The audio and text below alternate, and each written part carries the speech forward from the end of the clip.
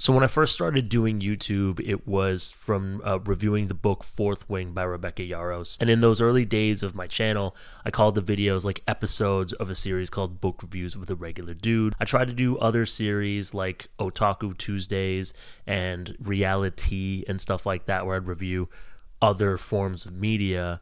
And it didn't really stick. And then I kind of got tired of trying to like organize things or whatever, because I was just like, let's just get the fucking videos out or whatever.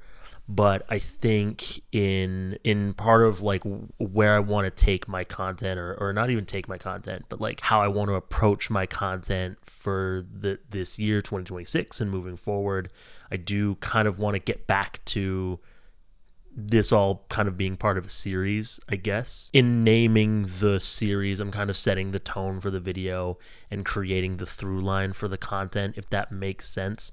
Also, I might be putting this content on other platforms besides YouTube. And so that's a really long-winded way of saying, hey, what's happening? Welcome back to the channel, and welcome to the first episode of DB Overthinking. My name is D, and today I'm thinking about a situation that happened on Book Talk involving a book talker named Willow Heath, aka Willow Talks Books. But before we get into all that, I want to give a quick shout out to my Plus Ultra Don't Fretters, my top tier supporters on Patreon, Peggy Luhu and JJ Valdez.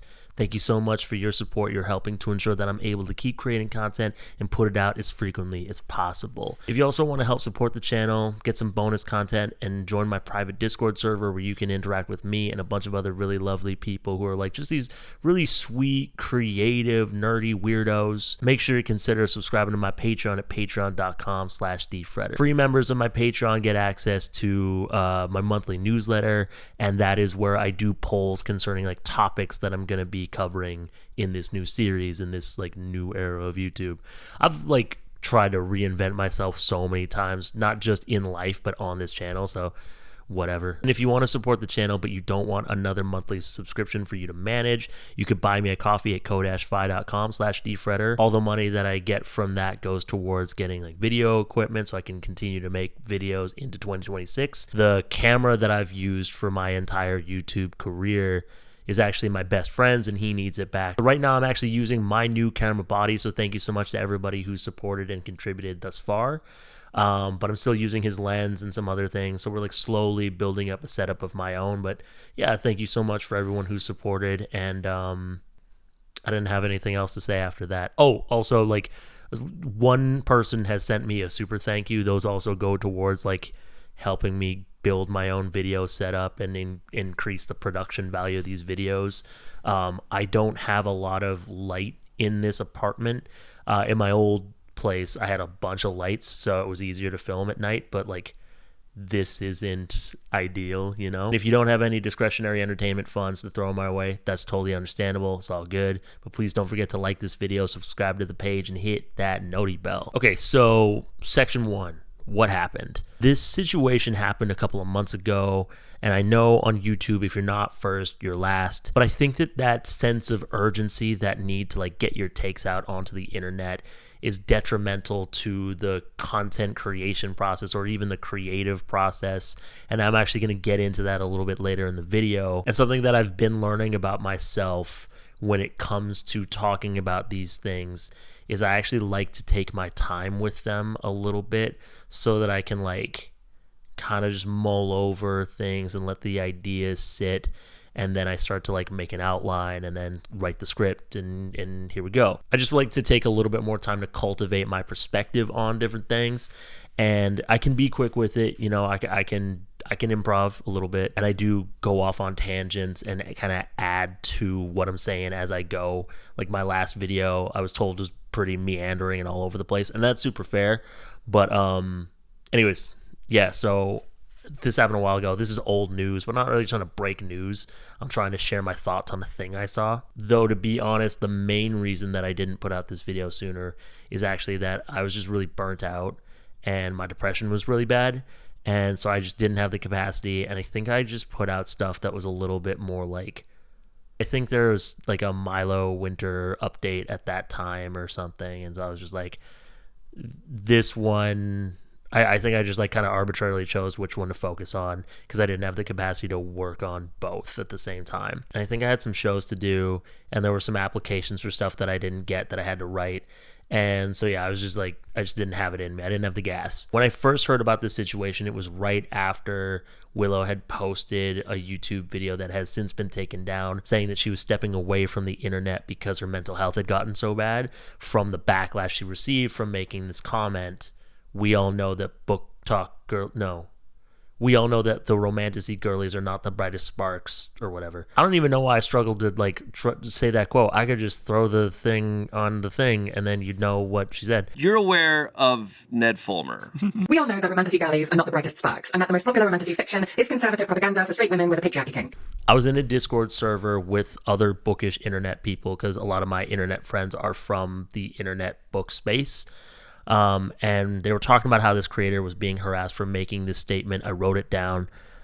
We all know that romantasy girlies are not the brightest sparks, and most popular romantasy fiction is conservative propaganda for straight women with a patriarchy kink. Now, she did apologize for this, but the romantasy girlies, and it doesn't feel good to say that, like at all, didn't accept this apology, and the harassment continued, and it got so severe that Willow was pushed towards like SI. Now, I was really upset when I heard about this, but really I think I was more triggered than anything else because of my own experience dealing with the romantasy girlies. I'm going to stop saying that because it just doesn't feel good to say. But like this hit home for me because of my own experience with the more toxic side of the romantasy fandom.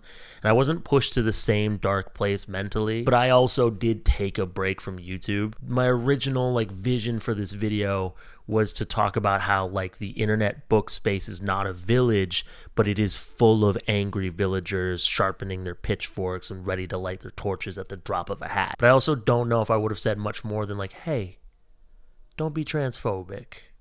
Knock it off. And certainly, don't be transphobic. Knock it off. But I am glad that I took a little bit more time to think about this and like kind of take my own emotions or my own feelings about my own experiences out of this a little bit. I think the conversation will be a little bit more generative because of that. But as far as a recap on the situation, this is a lot easier than recapping like the World of Guardian saga. So Willow Talks Books puts out this TikTok with the hook, we all know that romantasy girlies are not the brightest sparks. And it almost doesn't matter what she says after that. This was not an effective hook in the sense that like she failed to draw in the viewer into what she actually wanted to say, which was, I think, promote a book that she actually did like within the romantasy genre. What she was trying to say is like, it makes me sad that these other books are popular when this one is so great and it doesn't have the problems that I have with the popular romantasy books. But because that hook is so salacious and so like rage baity, people latched onto that and they got understandably upset. Now, I am of the opinion when it comes to like generalizations, if it doesn't apply, let it fly. And also, I think if somebody jumps on the internet and is like, hey, if you like this thing, y'all dumb, I'd probably feel insulted too, you know? Like if someone was like, oh, you like anime? Fucking gooner. I'm like, whoa. Yeah, but that's super rude. I wouldn't harass somebody or threaten them, but that's because I have hobbies and friends. I don't agree with this hook at all, by the way. I don't think that your taste in media directly correlates to your intelligence. I'm sure there's very smart people who enjoy monster truck rallies or wrestling matches. I also don't think I agree with the following statement. The most popular romantasy fiction is conservative propaganda for straight women with a patriarchy kink. In my own like previous reviews of the more popular romantasy books, I would point out anything that I thought of as like misogyny or I guess like toxic femininity, where you're like upholding the patriarchy by way of femininity. And I wouldn't be shocked if a fair number of these authors are like just centrist or just right of center or something.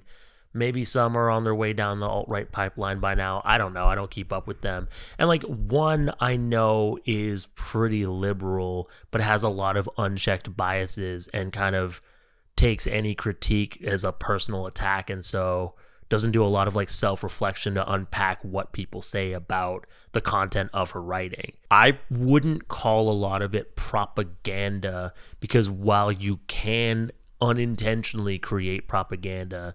Most propaganda is written intentionally and maliciously, and I just don't think the popular romantasy books are.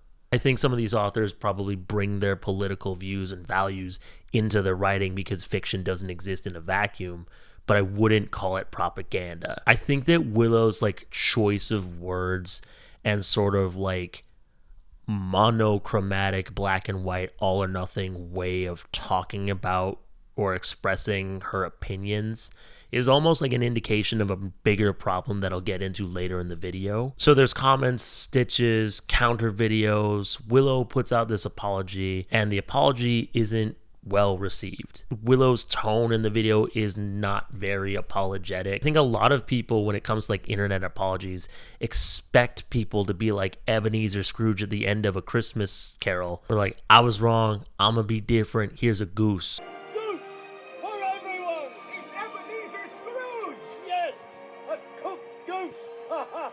I don't know if Willow is truly sorry for calling romantasy fans dumb. I suspect that she understands that what she said was hurtful, but doesn't feel like she's in the wrong. Because in that apology video, she's very focused on her own experience of the situation. She kind of explains why she like has this opinion, or how she like created a character in her head, and she's really mad at that character in her head or something. And then she kind of doubles down on the point that she's making and gets back to like, oh yeah, not all romantasy is that. There's definitely the good stuff.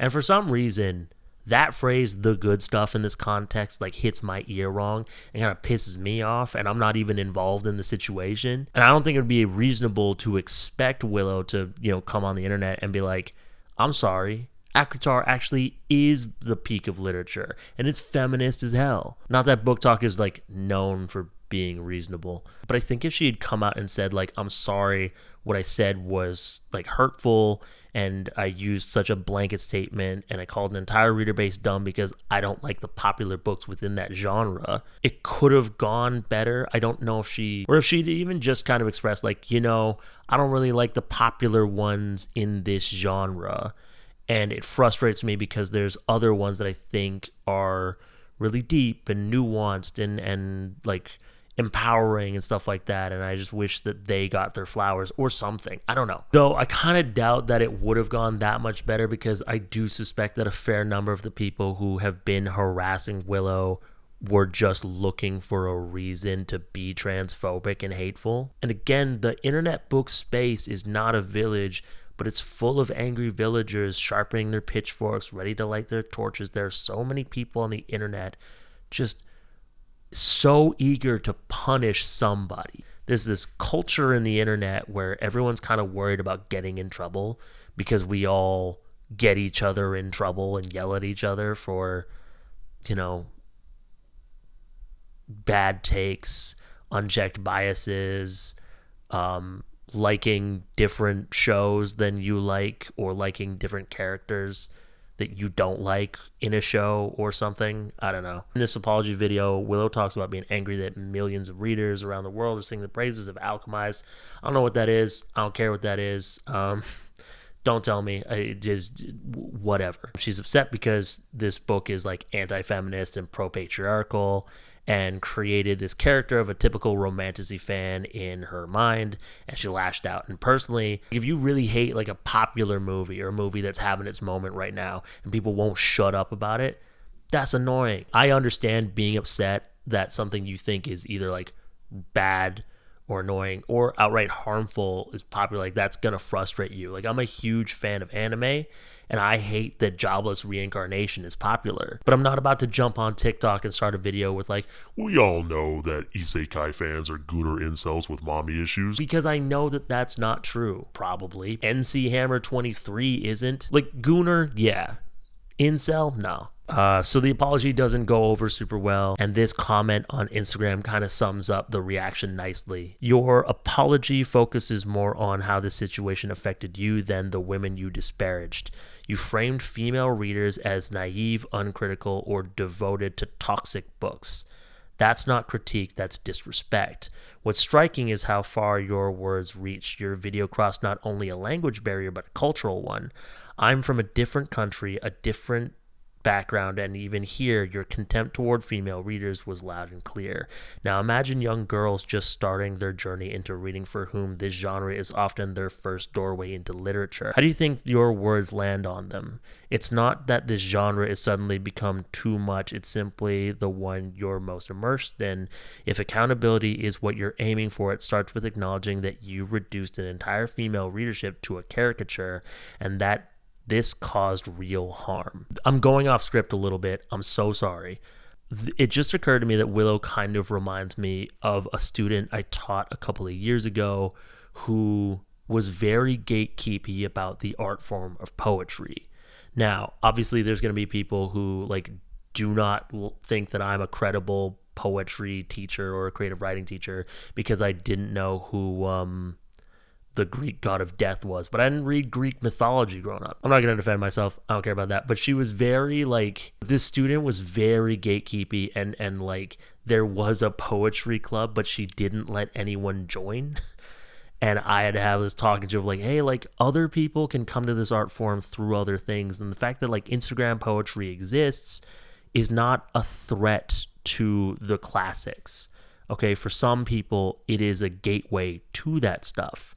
Sure, that stuff lacks depth, or sure, it's designed to be posted, and there's very little rhythm and prosody and all this stuff. It is still getting people into poetry, and a win for the art form is a win for all of us who practice it or all of us who love it. Yeah, at least these young girls are reading. Sure, there could be like elements of it where it's like, oh, maybe we shouldn't be aspiring to have relationships like this. But you're not gonna find media that's like morally pure, because we all have unconscious biases we bring to our work.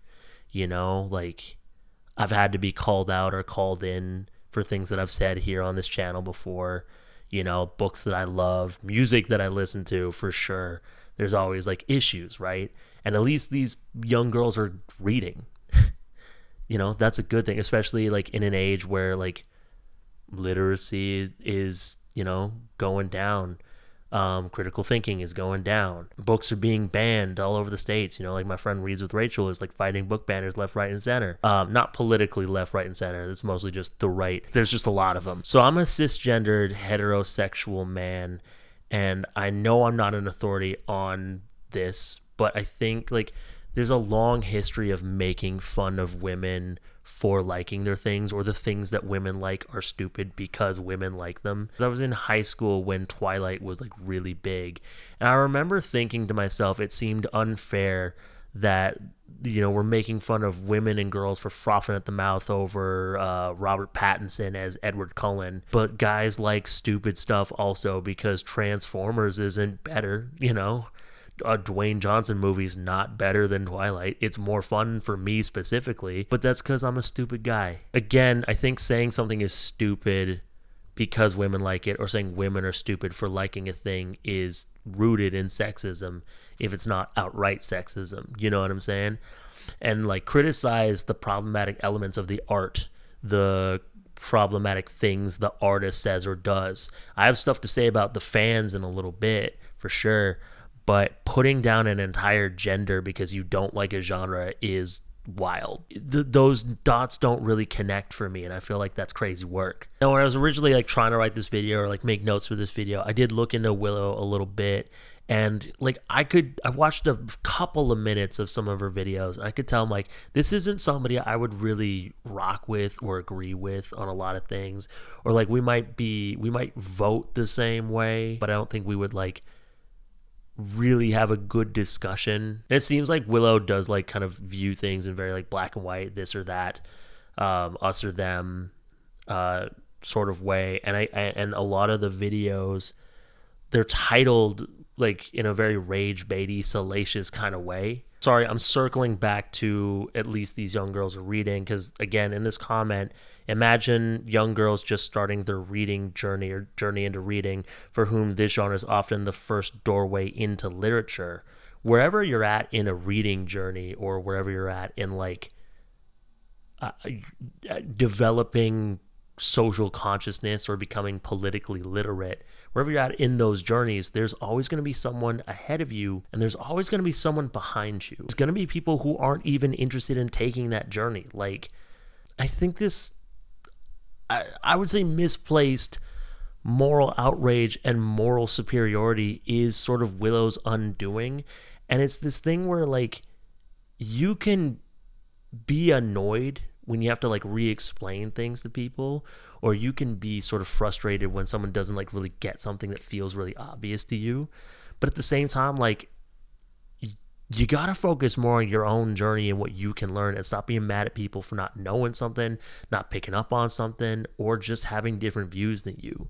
Like, I'm a pretty left-leaning guy. I have friends that aren't as far left-leaning as me, and I can't be mad at them for that. I can't be mad at them for having different unchecked biases than me, because in the same vein, I got friends who lean further left than I do and are way more radical and way more read on certain subjects and more knowledgeable. Because they're my friends, they don't get mad at me for not knowing something. And I just think we spend way too much time on the internet yelling at people for not knowing something instead of, like, I don't know, pointing it out. Being angry at someone for being at a different point in your journey is almost like a waste of energy. I think we've lost some of that in this, like, culture of getting people in trouble for things. And again, I think Willow has, like, some superiority complexes or whatever. Like, this, I'm going off script again, sorry. I saw a different video where she was basically, like, being like, I know everything there is to know about the writing of Frankenstein, and if you don't go and learn about the culture and about the time it was written and stuff like that, you can't engage with the content.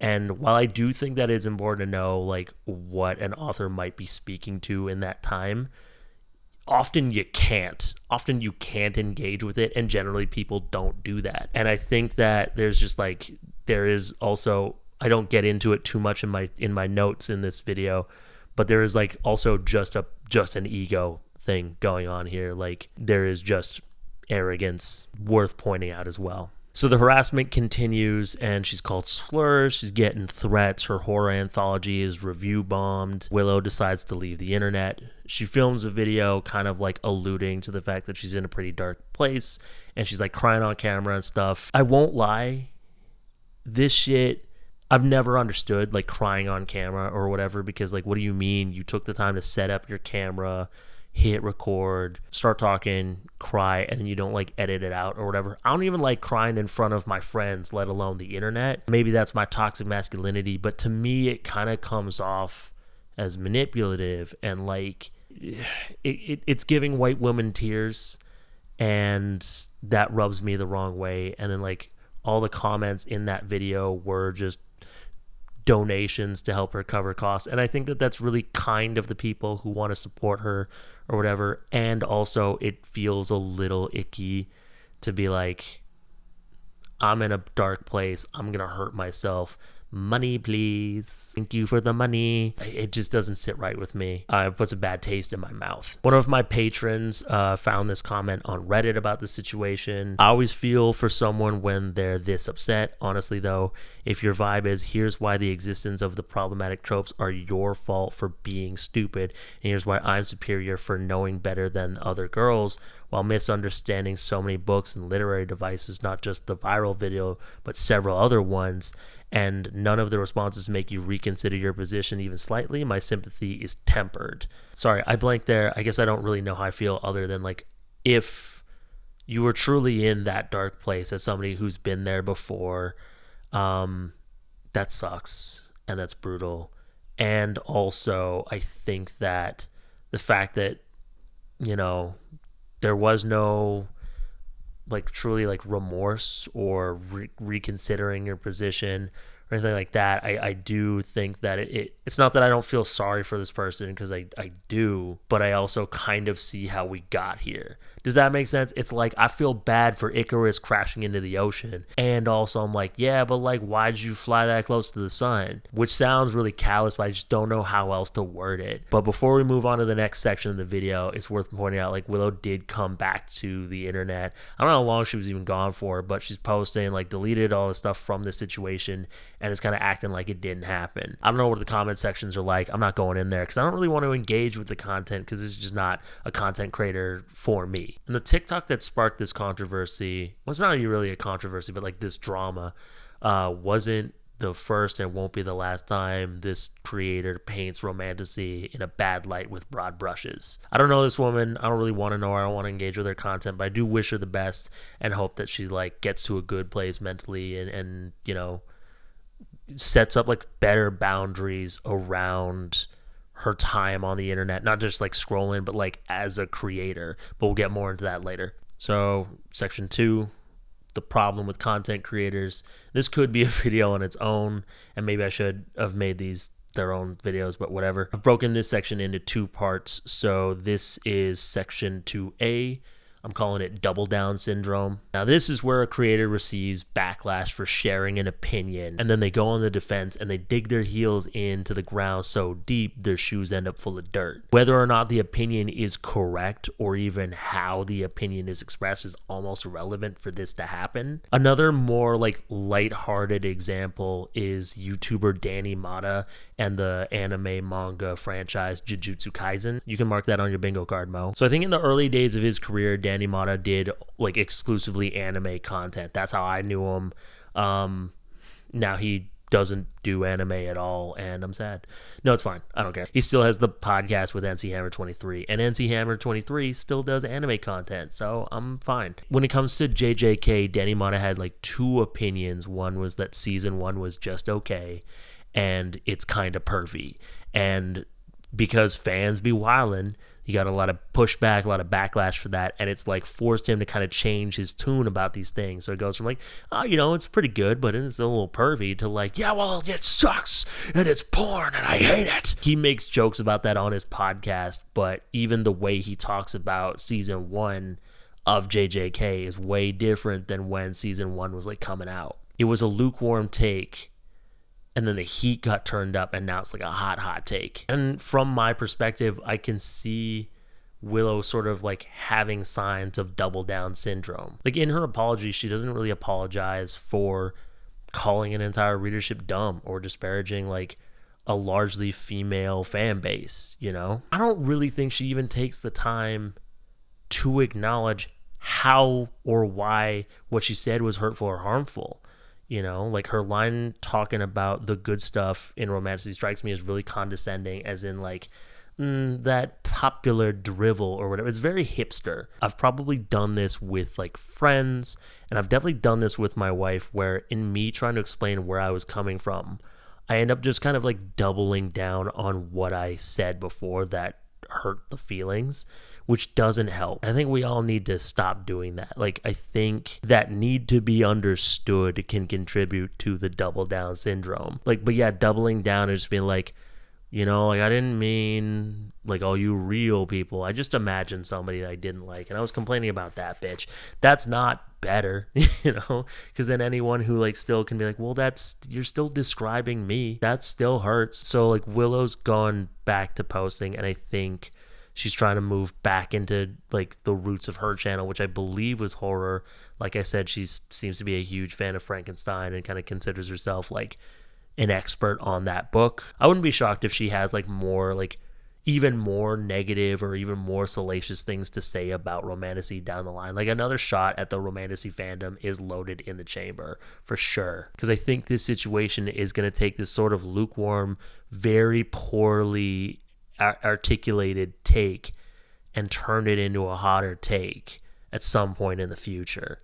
Okay, section 2B, 24/7 performance and attention economy. In 1964, Canadian theorist Marshall McLuhan coined the theory, the medium is the message, which means that the technology, platform, or format of the communication creates a new, often unintended scale, pace, and pattern of human affairs and changes how we interact with that message. So the reason that I bring that up is because like on social media platforms, even ones like YouTube where long form content is like a thing, there's still this underlying sense of urgency. Like there's a need for attention, you know?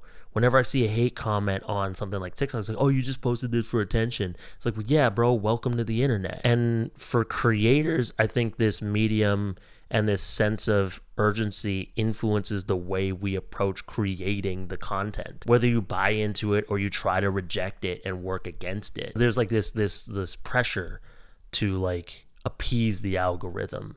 We need you to click on the thumbnails. We need you to watch for a certain amount of time for it to count as a view and to get the AdSense money or whatever. And the algorithm favors controversy, rage bait, drama, mess. As consumers, we eat that shit up like fried chicken. You know, like there have been so many times where like very sweet viewers will be like, D, I just want you to review a book that you love. I want to hear you talk about things that you're passionate about. And I'd always be like, no, you don't. Because like whenever I put out a video about a book that I liked or a manga that I liked, it would get like 200 views. But then like I'd be like, man, Fourth Wing sucks. Then I get like 5,000. Or like some of the later ones that are no longer available on my channel, there was like 20,000 or whatever. But yeah, as a content creator myself, I've definitely done that where it's like, I try to be clickbaity with my thumbnails and my titles where I'm like, was this the worst book ever? And then like the actual content of the video is like, nah, it's pretty mid though. But as you get more and more rewarded for being salacious or for being over the top, you can buy into that and you can become ungrounded. And I think the sense of urgency can also be amplified when content is your livelihood. You know, like as much as I would love to be able to do something creative full time, I'm not there yet. I'm also thankful that my paycheck doesn't come from just like, hope I get enough views to make rent, buy groceries, keep my lady in such finery or whatever. You know, like I can afford to miss a week or let a video be 10 out of 10 because it's not my livelihood entirely. You know, at worst, it's a bummer. It doesn't mean that my expenses aren't covered. Being rewarded for this, you know, and like kind of needing to clickbait or whatever, I think it turns people into caricatures of who they were before they were content creators. And on top of that, there's no clear clock out time. So right now at my day job, I'm working with another comedian, and she really likes working for our small construction hardscape business because once she's gone, she doesn't have to think about it anymore. You know, and that's nice. You don't get to do that when you're a content creator and your livelihood is hinged on how many views you get, how good the engagement was, or whatever. And I'm sure that there's like business strategies or money saving strategies where you can like plan so that you can afford to have some views dip here and there before you're in trouble. But I don't know if everyone does that. But if you don't have boundaries around your time and around like within yourself, with your relationship with the internet, you can become this like hyperbolized version of yourself, this funhouse mirror reflection of yourself, and never have time away from that performance. You're just like a caricature of yourself, and you're like Nick Cage or Chris Angel or Jake Paul. And I suspect that Willow's like rage baity, clickbaity titles and thumbnails and the sort of black and white, all or nothing approach is kind of a symptom of this. Content creators need your attention, and the most effective way to get that attention is through controversy, drama, and mess. They'll say that all engagement is good engagement. Obviously, I don't think Willow's going to feel that way now because she's had a lot of bad engagement recently. And some people will really go for it because they just don't care who they piss off, you know, because they got the view, they get your money, that's all they care about. I don't feel that way, you know, like last video I had this big gap in knowledge because I didn't know who the Greek god of death was, and I misunderstood one of Milo Winters' poems because of it. And I got a bunch of comments like pointing out my gap in knowledge, and most of them were pretty fucking mean about it. So I just pinned a comment like, hey, like, I get it. I have a gap in knowledge, my mistake. No need to comment. I know. And then people thought it was really funny, real chicky to be like, oh, well, engagement is good. It helps out the video. So, hey, did you know this thing about this? Like, haha, I'm being funny by pushing up against your boundary. It's like, nah, that kind of engagement isn't good. It's not helpful enough. But it is so easy to lose yourself to this vicious cycle of trying to feed the content beast, shoveling coal into the furnace, hoping that it's going to move the train forward. But the fire always dies without like constant maintenance and attention. And so you're like trying to engage with people who comment, trying to optimize SEO or whatever other things that if I were a better content creator I would know, but I'm not, so I don't. Okay, moving on to section 3, the problem with fandoms. I think we can forget that the word fan comes from fanatic. It implies extremism and zealotry. It's not an endearing word. Like, I'll call myself an anime fan in a colloquial sense, but I am not extreme about it. I mean, I guess, okay, I have a bunch of anime tattoos, so if you think like getting these characters etched into my skin is extreme, then sure. But I would never spend energy or time trying to convince somebody to watch anime. I spend a lot more time trying to tell people not to. You know, like I'll get, you know, I'll be talking to a new friend. I'm like, oh, I'm trying to get into anime. I'm like, don't. Save yourself. Like, why would you do that? And I make jokes a lot where I like say I have no fans or definitely don't have enough for a fandom. And before anyone's like, hey, I'm a fan, relax. There's like 6 of you. Okay? Like, that's not a fandom. But I would hope that even if I had like a bigger platform, that the people who liked my work would be chiller and kinder than like Elise Myers fans, Taylor Swift fans, or any of the Book Talk authors fans. We'll probably get more into this in the next video, but my biggest problem with fandoms is regardless of what or who they are a fan of, these people go feral when the subject of their devotion is criticized. And I'm not using feral in the colloquial sense. I mean, they are frothing at the mouth, ready to bite anyone who talks shit about something they love. Like, you don't like my favorite form of escapism, so I'ma kill you, is crazy. And sometimes it's like they're not even criticizing or speaking ill of the thing. They just have a different opinion about it. In Willow's case, she did take a shot at the fans directly and disparaged a whole reader base. And so people can retaliate to that, or people can respond to that or whatever. And while I do think that there are some merits to what Willow was saying, I hate the genre too, but I know there's a lot of like left-leaning, diverse and feminist romantasy out there that's really good, and it's also pretty popular. It's not A Court of Thorns and Roses, but it's still pretty popular. So even in her video just being like, all of this genre is this thing except for the one that I like, is still kind of that all or nothing black and white thing that she seems to approach things with. There's certainly people who enjoy romantasy who responded to Willow's video in a much more measured way, where it's just kind of like, well, hey, rude, or like, all right, well, fuck you too then, you know, and kind of left it at that. But maybe this is a hot take, but I just think that going like, hey, you called me dumb for liking a thing, so I'm gonna call you slurs and threaten to kill you, is a little over the top. I don't love any piece of media enough to threaten somebody over it. Like, some people are going to disagree when I say I don't identify with the label nerd, because I would never argue with someone over like their opinions on a thing. I would never spend energy trying to convince someone to like it or whatever. I produced a comedy show called Nerd Shit because I needed people to understand what it was about, but I personally don't identify with nerd because I will never argue with you about a thing. Like, if you don't like JJK or you don't like specific characters from it, I'm not going to argue with you. It's not worth my time.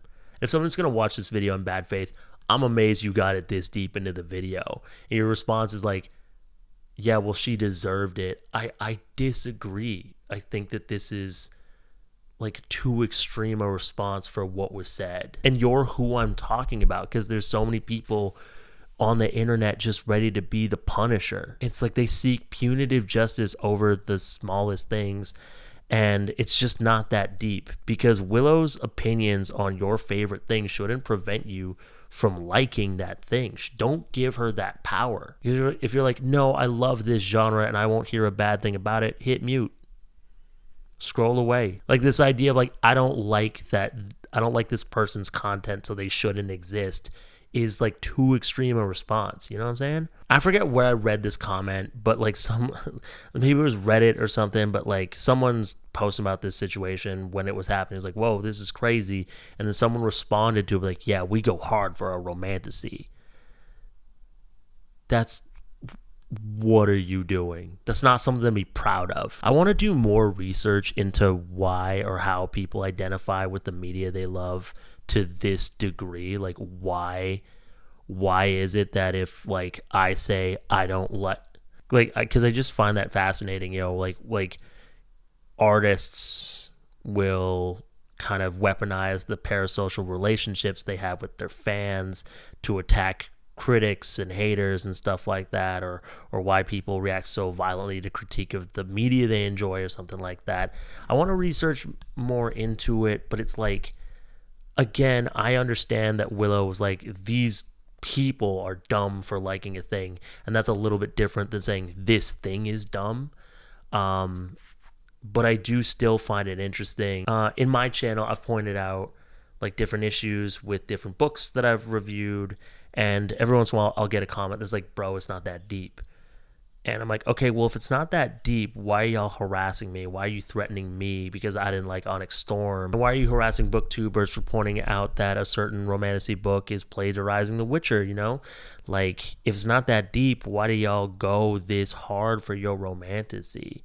And I'm going to skip a line in this script, but I understand that, like, this stuff means something to these people. Like, again, it's their ideal form of escapism, and for a lot of the people who engage with that genre of literature, their primary reason for reading is escapism. So it means a lot to them, but that's not a justification to dox, threaten, use slurs. They are just books, and it really isn't that deep. And it's like, if you're really willing to kill somebody over a book, something wrong with you, bro. And this isn't just a romantasy book talk thing. Like, there's been a lot of like doxing and threatening that's happened on Book Talk since I joined it, I guess. But a couple other examples of fandoms getting out of hand and getting to this extreme, dark, violent place. My friend Elise, who's a day one subscriber turned internet bestie, used to have a Tumblr account and ran a blog dedicated to the shipping of Sokka and Suki from Avatar: The Last Airbender. And she would get daily hate, threats of violence, and encouragement to self-harm from Toph and Sokka shippers. And then if she would respond to the hate, she'd be accused of trying to start drama. And this ruined her relationship with the show. And I just think that's crazy because it's like, oh, you're dedicating your page to the canonical coupling of these fictional characters? Well, I like this made-up coupling better, so I'm going to kill you, or you should kill yourself. That's crazy. What are you doing? Another kind of almost like broader example is my friend Vixen Valiant, or Valiant Fox. She's a cosplayer. I've known her since before I was a content creator. Before she was a content creator, she was an actor. Like, she is an actor, but she was pursuing acting primarily, and it was really cool to see her pop off as a content creator until I kept seeing dudes older than me in her comment sections, and it got kind of creepy. And that's another problem I have with fandoms in general. No matter what IP Vix is cosplaying from, there are people from those fandoms that will give her hate, threats of violence or sexual violence, people like getting angry at her for not being like 150% accurate in her portrayal or cosplay of the character. Because, cosplay doesn't have the word play in it because it's supposed to be fun and low stakes. It's serious work, and you owe everyone who sees you in your cosplay 150% accuracy. You have to look like a cartoon character.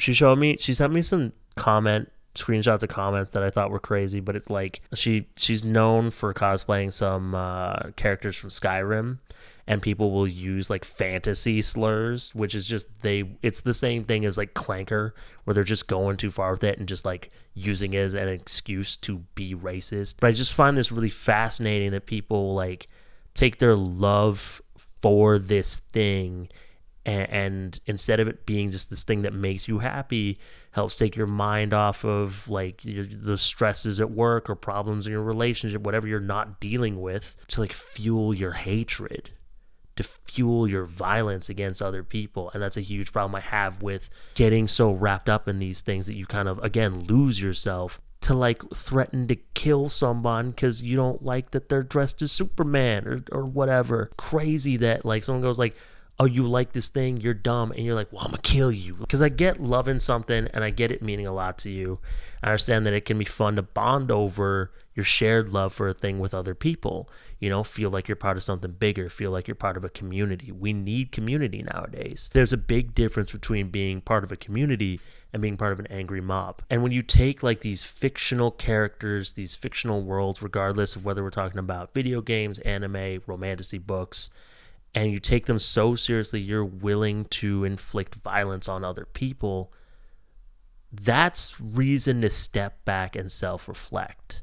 I know using the word crazy can be dismissive, but I actually mean it, because it is crazy if you want to like kill a dude because he doesn't think that Endeavor is a redeemable character, you know? And obviously, I think in any of these cases, the people from these fandoms I'm talking about, I don't mean the whole fandom is like this, but what I mean is there are, like, it gets so dark, it gets so extreme, there are a big enough section of it that it becomes like scary, you know? It's the same thing, like, not all men, but it's like, there's enough though. And also in the Willow Heath situation and in the situations that I just mentioned, to kind of like just talk about like other cases of fandoms getting wild, there are probably just people who want to be sexist, want to be transphobic, want to threaten a woman on the internet because in like causing fear is how they get their jollies. I don't think I have fans, but if I do, I hope that if they ever see me getting dragged on Reddit or something like that,